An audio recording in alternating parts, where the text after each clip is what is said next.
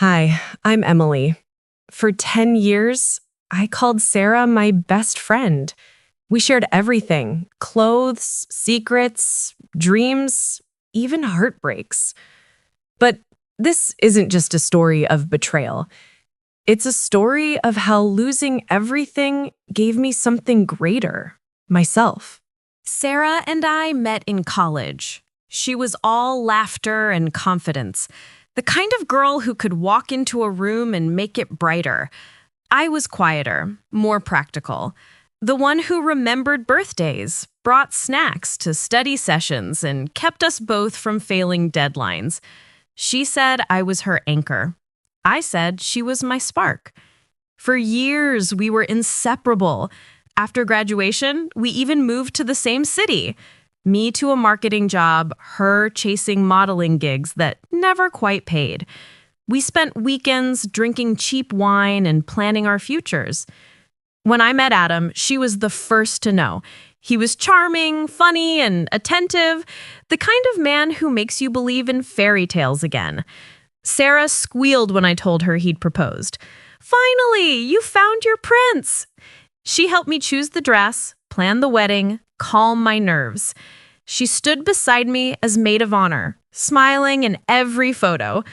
And when I said, "I do," she whispered, "You deserve this, Em." At that moment, I believed her. Marriage wasn't perfect, but it was real.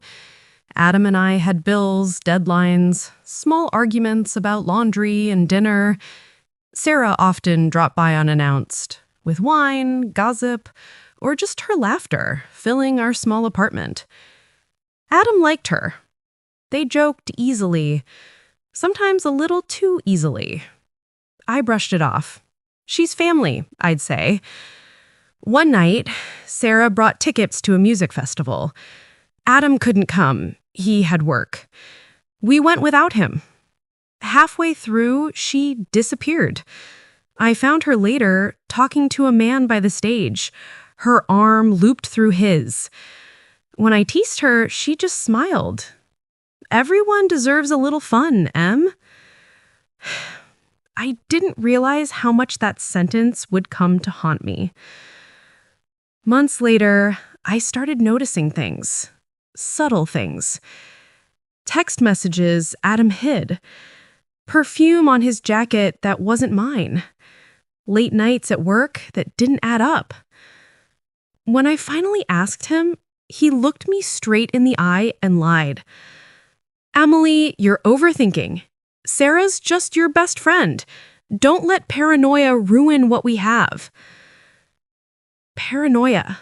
That word sliced deep. I wanted to believe him and her. So I did. Until the night I couldn't anymore. It was a Thursday. Sarah texted me that she was feeling low and wanted to talk. I told her to come over. She didn't reply. Hours later, Adam said he'd be working late. A storm rolled in that night, thunder shaking the windows. I couldn't sleep. Something felt wrong, a kind of quiet intuition you can't explain but can't ignore. So I drove. Adam's office was dark when I passed it, but Sarah's apartment lights were on, and his car was parked outside. My hands shook on the steering wheel. I wanted to turn back, pretend I hadn't seen it, but I didn't. I climbed the stairs. The door was slightly open, the sound of music faint inside, and laughter. His laughter. Her laughter. When I pushed the door, time stopped. Candles, wine, and them, tangled, guilty, not surprised enough. "Emily," he started. But I didn't hear the rest. The sound in my ears was like roaring water. I dropped my keys. I remember that small metallic clink on the floor. Then silence. Then her whisper. "You weren't supposed to find out like this." Like this. As if there had been a right way to betray me? I left that night with nothing but my car and my wedding ring still on my finger. For 3 days, I didn't answer calls. Not his, not hers. When Mom finally found me at a motel, she said gently, "Sweetheart, you can't let them take your peace too." But they already had. Adam sent an email. "It just happened. We didn't mean to hurt you." Sarah texted, "Please don't hate me. You have no idea how lonely I was." I didn't reply. There's no language for that kind of pain. The divorce took 6 months. He moved in with her a week after signing the papers. People whispered. Some pitied me. Others said, "At least you know the truth," as if truth was a gift and not a wound. The hardest part wasn't losing Adam. It was realizing I'd lost Sarah long before that night. For months, I replayed everything. Our jokes, our memories, every moment I'd trusted her. Each memory became a ghost, haunting me. Therapy helped. So did journaling, long walks, and silence. Slowly, pain turned into distance. Distance turned into clarity. I realized betrayal says more about them than about me. Sarah wasn't stronger, prettier, or happier. She was empty, needing validation like air. And Adam? He was just weak enough to give it. One day, I took off the ring I'd kept in a drawer and threw it into the river. The sound it made, a tiny splash, felt like an ending and a beginning.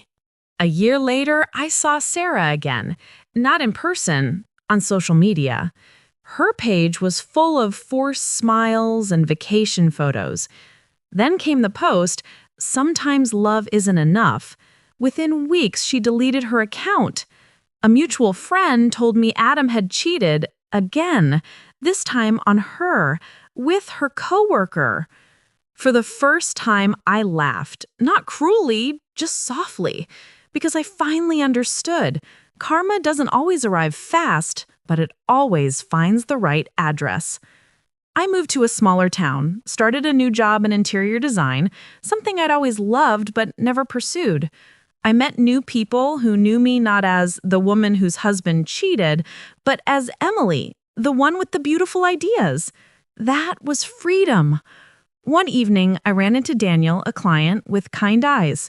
We talked for hours, not about the past, but about everything else: art, travel, second chances.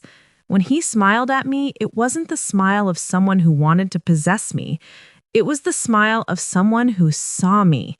And for the first time in years, I saw myself too, whole, unbroken, and enough. If you've ever been betrayed by someone you loved, a friend, a partner, anyone, know this: their betrayal is not your reflection. It's a mirror of who they are. And sometimes the most powerful revenge is simply living well. I used to think Sarah stole my life, but she didn't. She only delayed the part where I learned to live it for myself.